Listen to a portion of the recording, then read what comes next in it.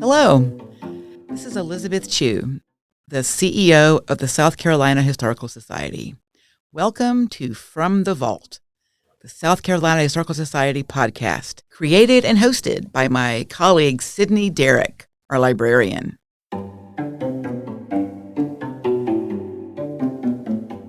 This podcast will demystify archives. I am passionate about convincing people that archives are not in any way boring. They are, in fact, incredibly interesting. Who doesn't like to read stories about other people?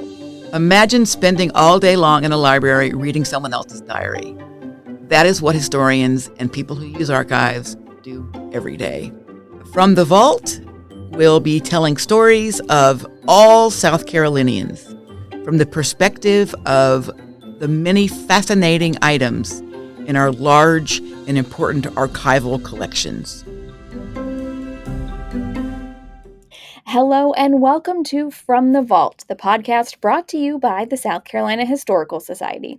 As you just heard from Elizabeth, I'm Sydney Derrick, librarian at the Society.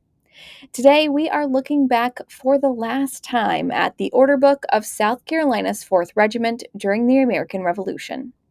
It's the summer of 1777, and although the war does go on for quite a bit longer, the entries in our order book here end pretty soon, so we'll wrap up the book in this episode. But before we get to all that, let's hear some announcements. We are celebrating summer with Mornings at the Fireproof, a relaxed gathering with coffee, one Thursday a month on the patio of our Fireproof building at 100 Meeting Street here in Charleston. Join us August 14th from 8 to 9 a.m. and get the chance to chat about local history and community happenings with our CEO, Elizabeth Chu, and others. You can find more information about that event at our website, schistory.org. And we are excited to welcome home 2 volumes that were recently conserved at the Northeast Document Conservation Center, thanks to an appropriation from the state of South Carolina. The Henry Lawrence Waste Book, which was used in bookkeeping to record daily transactions before they were entered into the official ledger, has undergone treatments like washing, deacidification, and tears repaired with tiny bits of Japanese kozo paper. The pages were also encapsulated to protect them further. And the Regimental Order Book of Captain Saunders, which contains a pamphlet, orders, of course, records of courts-martial, accounts, and lists of cloth and blankets given to slaves over the course of 1777 to 1783, underwent treatment that included vacuuming, ink testing, mending tears, and rebinding. So those are back in our vault, conserved for years to come and ready for researchers to use.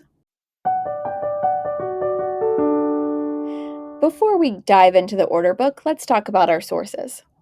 In addition to the 4th Regiment's order book, of course, housed within our archives, we used an online article titled Captain John Detreville, Continental Officer and British Spy by Douglas R. Dorney Jr., accessed through the Journal of the American Revolution, South Carolina Patriots in the American Revolution by Bobby Gilmer Moss, Historical Register of Officers of the Continental Army during the War of the Revolution by Francis B. Heitman, and the 2nd South Carolina Regiment Order Book and related records housed in our archives. Let's head back to the summer of 1777.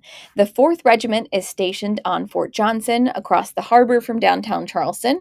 Colonel Owen Roberts, who will later die in service to his country at the Battle of Stono Ferry, was overseeing several regiments, including the 4th, but he's now awaiting court-martial for leaving his post too much. And that means that Lieutenant Colonel Barnard Elliott has been called back to Charleston to take over the command temporarily. So let's get into it. Orders by Lieutenant Colonel Elliott, 9th July, 1777. Parole Moultrie, countersign Roberts. Major Beckman, Captain Mitchell, and Captain Detreville are appointed members of the General Court-Martial to sit this day in Charlestown, of which Brigadier General Gadsden is president, and are immediately to attend that duty. Evening orders by Lieutenant Colonel Elliott. As General Howe has suspended the operation of the brigade order respecting the residence of field officers within Fort Johnson during the sitting of the present General Court Martial in Charlestown, and as it is ordered that Lieutenant Colonel Elliott shall attend that court as a member, it being impossible to leave that fort with any but the subaltern of the guard, no senior officer being present, it is therefore ordered that the eldest officer in rank at this post do take the field officer's place, and that he do actually reside day and night within Fort Johnson. Just a note about how Colonel Roberts' absences came to light. So sometime at the end of June, it's actually noted in the 2nd Regiment's order book that Generals Howe and William Moultrie made a trip out to Fort Johnson where Roberts was in charge. But when they arrived, they were surprised to find that some of the important posts did not have anyone manning them. So Moultrie ordered that either Colonel Roberts or one of his field officers has to remain constantly at the fort. And then just a couple weeks later, he's now on trial for not doing so, disobeying those orders directly. Headquarters, 15th July, 1777, General Orders. Parole Patriotism, Countersign, Washington. The General Court-Martial ordered to sit for the trial of Colonel Owen Roberts of the Artillery, put under arrest by Brigadier General Moultrie, have reported as follows. The court, taking the matter between Brigadier General Moultrie and Colonel Roberts into their most serious deliberation, are of opinion, according to strict and literal acceptation of the 2nd Article of War of the 13th section, he has frequently been absent without leave. But it being a custom and usage by no means unprecedented at Fort Johnson and Fort Moultrie for the commanding officer to repair to town whenever inclination or necessity should prompt him without petitioning that indulgence from any superior officer, and it appearing that Colonel Roberts has used this discretionary power with great prudence and moderation, and even whilst enjoying it, that the better clothing and disposition of his men engaged his attention. And they, likewise, taking into their most serious deliberation the charge exhibited against him agreeable to the 1st Article of the 7th section, and being of the opinion that the Colonel is by no means amenable to this court for the same, so of the former charge honorably acquit him. The General approves of the sentence, releases Colonel Roberts from his arrest, and orders him to return to duty and to be respected and obeyed as usual. So Colonel Roberts was acquitted of the charges against him because, while it was technically not allowed for soldiers or officers to leave their posts without permission, it was generally accepted that the commanders of the forts outside of Charleston, like Johnson and Moultrie, did just that on a regular basis for things they might need from town or just missions they were going on. And since Roberts wasn't neglecting his duty, the order book mentions that his men were in decent clothing and he acquired other items for them as needed, the court decided to set him free. So he's free to return back to his post, but he's not the only one on trial. The court is to continue sitting for the purpose and with the alterations hereafter mentioned.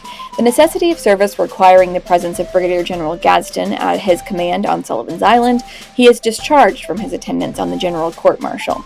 Colonel Huger is to be president, and as several officers of Colonel Roberts' corps are to be tried, and some of the officers of that corps, now members of the court-martial, are the persons who charge them, they also are discharged from the court, and are to be replaced by one captain from the 1st and one captain from the 2nd battalions. They are to try Lieutenant Raphael and Lieutenant Marzell, charged by Captains E. Mitchell, Detreville, and Richard Brooke Roberts, and Quartermaster Simpson, in the following manner. Lieutenant Raphael, with having behaved in a manner unbecoming an officer and a gentleman, and having threatened to take the life of a person who gave evidence against him at a court-martial, and for having threatened to revenge himself on the members of the Court of Inquiry, which sat upon his conduct. Lieutenant Marzell, for having behaved in a manner unbecoming an officer and a gentleman, by endeavoring by false representations to disturb the peace and harmony of his corps, and for having behaved in a scandalous and ungentlemanlike manner in drawing upon an officer who was unarmed and endeavoring to take his life. These two lieutenants have quite the list of charges against them.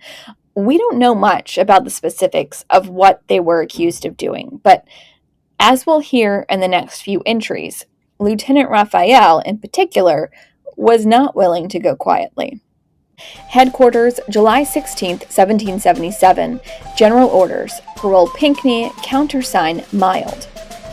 Regimental surgeons are, for the future, when they find it necessary to remove the sick of their several regiments to the general hospital, to obtain an order for that purpose from their colonel or the commanding officer of that corps for the time being, and to transmit to the director general of the hospital a signed return of the sick, in which shall be specified the names of the men, the companies they belong to, the nature of their disorder, the time they have been ill, and the manner in which they have been treated.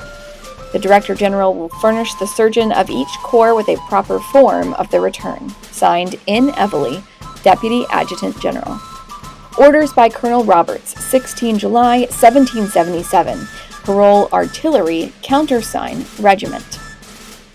Any person having served 12 months or upwards in the artillery regiment who may be willing to serve during the war will, if approved of by Major Beckman, receive $30 levy money and be entitled to 100 acres of land for himself and heirs forever.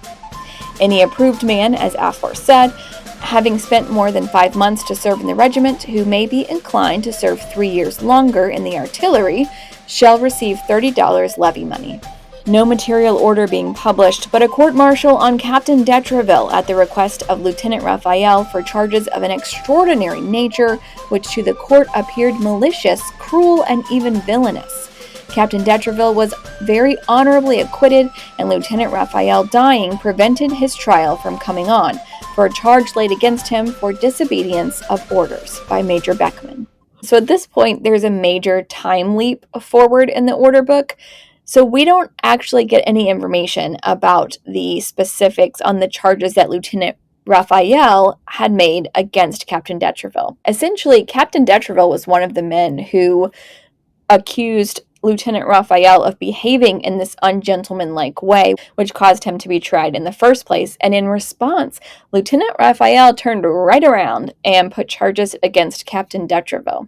And although we don't know exactly what those charges were, the 2nd Regiment's order book does tell us that the next day, July 17th, 1777, Major Beckman asked to be removed from the general court-martial that had been appointed for the trials of Raphael and Marzel. He is granted that request and another man takes his place. The trial is supposed to resume the next day, July 18th at 9 a.m., but we don't get any more details in either order book about what happened. However, we do know that on September 13th of that year, it's recorded in the 2nd Regiment's order book that Lieutenant Marzel resigned from the Army. And on October 4th, just less than a month later, the 2nd Regiment's order book reports that a general court-martial was held for those charges that Lieutenant Raphael made against Captain d'Etreville, and that d'Etreville was acquitted of all 7 charges, labeling many of them as groundless and malicious. And just a few days later, on October 7th, that same order book lists orders for officers off duty to attend the funeral procession of Lieutenant Raphael from a doctor's home on Queen Street. I have not been able to find out how he died, but they do mention that in the 4th Regiment's order book that because he died, essentially, his trial never comes to fruition. What we also know is that there is a man named John d'Etreville who served as a spy later in the war. According to an article from the Journal of the American Revolution, John, and forgive me for this pronunciation here, John La Boularderie d'Etreville, was a man who served in the 4th Regiment, fighting in battles in Beaufort and Savannah before being captured by the British in the Siege of Charleston in 1780. It was then, as a prisoner of war, according to the article, that d'Etreville began talking with Lord Charles Cornwallis, and that he may have also been giving the Americans intelligence on the British, working as a double agent, so to speak. Although his espionage was suspected during his lifetime, and he may have even been arrested, he never faced charges, but there was an abundance of public speculation in Charleston in the years following the war about his activities. John La Boularderie d'Etreville died in Beaufort in 1791, and in 2009, a new grave marker was dedicated at his burial site. Now, it's worth noting that some rosters held in the National Archives that have been transcribed and annotated in more modern times to give context and full names, some of those list the John Detreville in the 4th Regiment as John Francis Detreville, so a different middle name, but John Laboularderie is listed later in this order book by his first and middle name. At the back of the book, there are several pages of lists for wages, for loads of palmetto logs transported, for drams of rum received by the soldiers, and one page is a receipt dated November 27th, with no year listed, that acknowledges that Major Elliott paid £175 for recruiting services to a man who signs his name as John de la Boularderie, with some letters after it that could be read as Treville. So it's probable that John L. Detreville is our guy here. As I mentioned, there is a major time jump in the order book here, and after July 16th, there aren't any entries until October 11th, 1777. So we're jumping ahead a few months in the year from summer into fall. So let's go back there. 11th October, General Orders. All officers obtaining furlough are in writing to give unto the Deputy Adjutant General the time of absence allowed them, where they may be found if wanted, and upon their return to duty, immediately to inform him of it. And all officers sent out to command are, upon their return as immediately as possible, to be reported by the adjutant of their respected regiments to the Deputy Adjutant General. Signed in Everly, Deputy Adjutant General. Headquarters, 26 October. General Orders. Ammunition carts having been long since ordered for each battalion, commanding officers are to report to the Quartermaster General whether they have been received and what number of ammunition chests they are furnished with, that more may be ordered if necessary. Colonel Roberts informing Lieutenant Colonel Elliott by a letter that he was to set out in a few days to visit the detachment at Fort Littleton, and it was necessary that he should take the command at Fort Johnson. He accordingly went to that command on the 3rd October at night, and in the morning of 31st October 1777 issued the following orders. Parole Regiment, countersign, neglected. Captain Detreville, officer of the day. Lieutenant Gorget, officer of the guard. So the parole and countersign words for October 31st sound a little pointed, no? Regiment and neglected? In case you got a little lost there in the orders, those words would have come from Lieutenant Colonel Barnard Elliott, who was put in charge of Fort Johnson temporarily after Colonel Roberts was ordered to go to Beaufort to check on Fort Littleton. 2nd November 1777, Parole General, countersign Howe. A fatigue party of 8 men and a corporal to be ordered out at the time of the relief of guards tomorrow and to receive their orders from Captain James Mitchell. Among other things, they are to take the sling cart, which has been 15 months exposed to the weather, asunder, and have it put up in the brick house near the hospital. Also the spare gun carriages with their wheels, and etc. The 9-pounder with its carriage on the flank of the western battery must be taken out of the sand in which it is buried and placed on the platform. The whole regiment, guards excepted, with the officers at the head of their respective companies, will at 6 o'clock tomorrow morning march into garrison, where they will be exercised an hour to the heavy cannon of the lower battery, and in the afternoon the field practice will commence. Captain Mitchell will conduct a practice tomorrow, and the other officers in rotation according to seniority the succeeding days. This exercise and practice will continue thrice a week during the lieutenant colonel's having the command of this post. So Elliott is making this command his own and instituting an hour of practice with the cannons 3 mornings a week, as well as field practices 3 afternoons a week while he's in charge. And the parole and countersign words in this next entry seem like a message for anyone who may question the purpose of his orders. 4th November, parole not to be, countersign wondered at. A fatigue party of 8 men and a corporal to be ordered out at roll calling tomorrow morning and are to receive their orders from Lieutenant Donham. They are to chop down the fennel and other brush in the range between the redoubt and target, and to throw a bridge over the water course crossing it. Tap 2 will henceforth during the long evenings be beat at 8 o'clock and the gates of the fort drawn up immediately after, and at the same time the ladder on the south face of the southwest bastion must be drawn up and not let down till the reveille beats at the dawn of the morning. No person whatever to be suffered to enter the fort between tap 2 and reveille beating without permission first had from the commanding officer in garrison. And if any should attempt to pass the sentries, they will be justified in killing them on spot. And if the sentries do suffer any one or more to pass them and enter the fort without leave of the officer as aforesaid first had, such sentry or sentries may be assured that they shall suffer the strictest military punishment. A court-martial is to sit immediately at the President's quarters for the trial of William Gardner, confined by Major Beckman for absence without leave. Also for the trial of Benjamin Eddy, confined by the officer of the day, Captain Detreville, for quitting his post and found drunk and riotous in camp at midnight. Also Moses George, confined by Lieutenant Wilson for being absent without leave from Captain Grimke's company, to which he belongs. President Captain E. Mitchell, members to be taken agreeable to detail not less than thrice. The acting adjutant will furnish or summon the evidences and inform the members who are next for duty on the court-martial roster. November 5th, 1777, Parole Detreville, countersign recruiting. Captain Detreville, having received recruiting orders from Colonel Roberts, sits out this morning for that duty and is to return on the 20th January next, at farthest. These may be the recruiting services that Detreville was being paid for in the receipt at the end of the order book that I talked about just a little bit ago. I mean, that receipt was dated for November 27th, although no year, so he may have already been gone at that point. I mean, right now we're at November 5th in the order book, but it's possible that we just figured this out.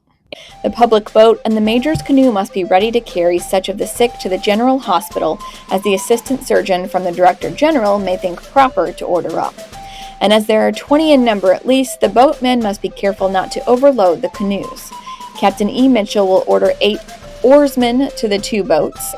The quartermaster will have the powder aired and a return made to the commandant of the quantity of each different caliber. As the day promises fine, he is to have the powder out by 10 o'clock, to take it in by 3 in the afternoon, and to deliver in the return by tomorrow morning at orderly. The lieutenant colonel is sorry the dirty appearance of the guard this morning obliges him to remind the officers of an order issued the 5th of October, 1776. To it he refers them as that order, among other things, lays out the employment of a soldier and the necessity of holding himself in constant readiness for parade. He being paid by the country for that purpose can have no excuse for not always being clean, his arms bright and himself alert and obedient to orders. This day, by a particular invitation of the lieutenant colonel, the following commissioners of fortifications visited this fort and was shown its defects very particularly. The captain engineer, de Bram, also attended them. They were also shown the wretched huts in which the soldiers were quartered. The commissioners were the Honorable John Edwards, member of the Privy Council, Mr. John Scott, Mr. Josiah Smith, Mr. Thomas Savage, Mr. Edward Lightwood. I should note that at this point in the order book, if you happen to be looking at the scans online, which of course I would encourage you to do, all of the pages from the order book are available digitally on the Low Country Digital Library. So you can follow along or listen back to all the past episodes and follow along there. But if you happen to be looking at these pages, the paper is torn in many places. So sometimes we're filling in blanks on words, and sometimes we don't know exactly what the book said because too much of the word or the sentence was missing. So please bear with me through these next few pages. 6 November 1777, Parole Commissioners, countersign alighted. The sick in camp are to be removed out of the miserable cold huts into the hospital, where they may now be accommodated with room and a fire. The officer of the day will see that the wood is amply provided for the hospital. The officers of respective companies will move their own sick. The lieutenant colonel approves the different sentences of court and orders that they be put into immediate execution, but that Benjamin Eddy, after receiving punishment, shall be discharged from any further confinement and ordered to duty. The lieutenant colonel cannot think the major could so far have overlooked the officer's command and authority as order shepherd, a private, to take power only due to an officer. He assures the regiment that in future, if an officer suffers his prerogative to be trampled upon, which he ought to support, he will be considered by him as a man wanting in that essential which constitutes the officer. And if a private shall dare to order but such as have a right to command him, he shall suffer for his obedience. So it sounds like, if you got lost a little bit in there, that Benjamin Eddy was accused of letting a private give orders. And so the lieutenant colonel is saying, you can, deal with your punishment this time, but no one else better do that on my watch. And another note here, the dates get a little wonky as we get towards the end of the order book. That last entry that I just read was dated November 6th, but the next entry is dated November 4th. And I've tried to figure out the logic. There is another entry that's dated November 4th too, and I've been unable to figure this out. So we're just going to go on with it. General Order by General Howe, Parole Putnam, 4 November 1777. The Honorable Continental Congress have increased the pay and rations of regimental surgeons and their mates.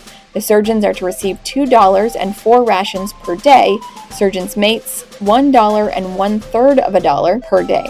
This takes place from the 7th of last April. Parole Congress, 5 November 1777. Colonel Stephen Drayton is appointed to do the duty of Deputy Adjutant General during the absence of Colonel Everly, who was absent upon leave. The General thinks proper to publish the following resolutions of the Honorable Continental Congress. In Congress, resolved that as several mitigating circumstances appear in favor of Thomas McCann, condemned by a court-martial held in Charlestown, South Carolina, to be shot for desertion, Brigadier General Howe, commanding all Continental forces in South Carolina, be empowered to grant free pardon to the criminal if he shall think such a step conducive to the good of the service and public welfare, or order execution if he shall think proper.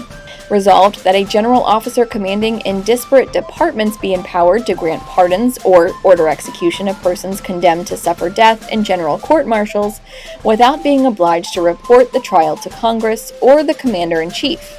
Copy from the journals, signed William Houston, Deputy Secretary. In consequence of the first of these resolutions, General Howe extends pardon to Thomas McCann, persuaded that his reflections have brought him to a proper sense of his duty, and that the lenity shown him will induce him by future good behavior to atone for it. By the second resolve, the General has it in his power to order the immediate execution of Thomas Corker and Robert Potts, sentenced by general court-martial to be shot for desertion, and the heinous crime for which these two criminals stand condemned gives justice the strongest claim to that life they have forfeited. But in conviction that they have been the first offenders sentenced to death since he has been invested with power to grant pardon or order execution, without reference to Congress or the Commander-in-Chief, and persuaded that, however profligate and hardened they may have been, the dreadful situation to which they recused themselves must have awakened sufficient horror and remorse in their minds, not only to guard them against a repetition of that offense for which they stand condemned to death, but also to induce them to every effort in their power to atone for past guilt.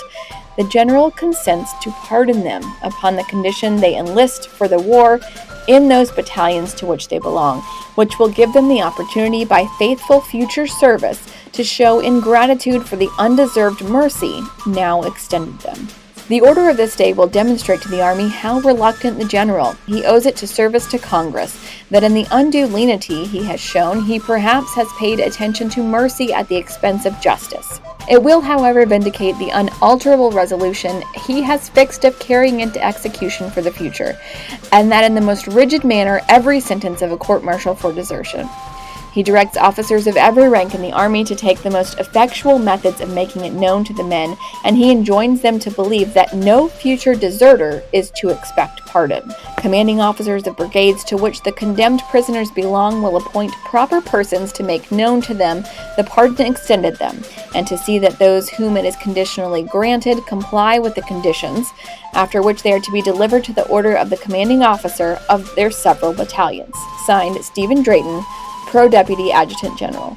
General Orders by General Moultrie, 2 December 1777.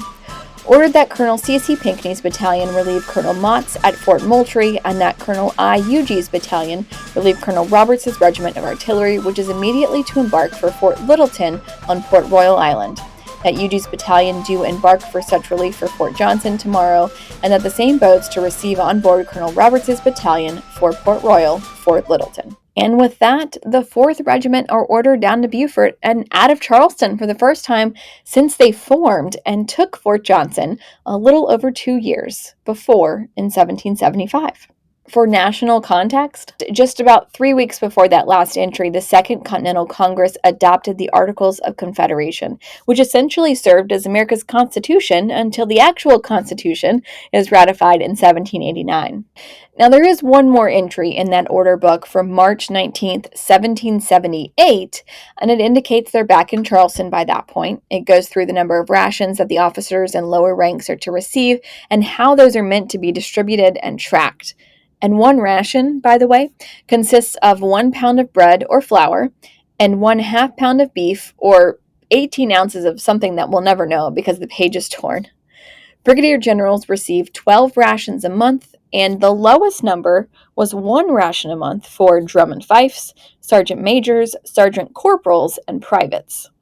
At the very end of this book, it's actually upside down from the rest of the writing, are lists of soldiers who served in the 4th Regiment, which was, if you remember, first known as the Grenadier Company of the 2nd Regiment before getting its own designation. One of the lists shows the names of the soldiers who worked on the Grand Battery at Fort Johnson and earned 5 shillings per day plus a dram of liquor in the morning and evening, and that was October of 1775. And some of these lists actually show signatures of some of the men proving that they received their pay, so it could be a really amazing source for anyone who has ancestors that served with the 4th or 2nd regiments to potentially see their forebears' signature.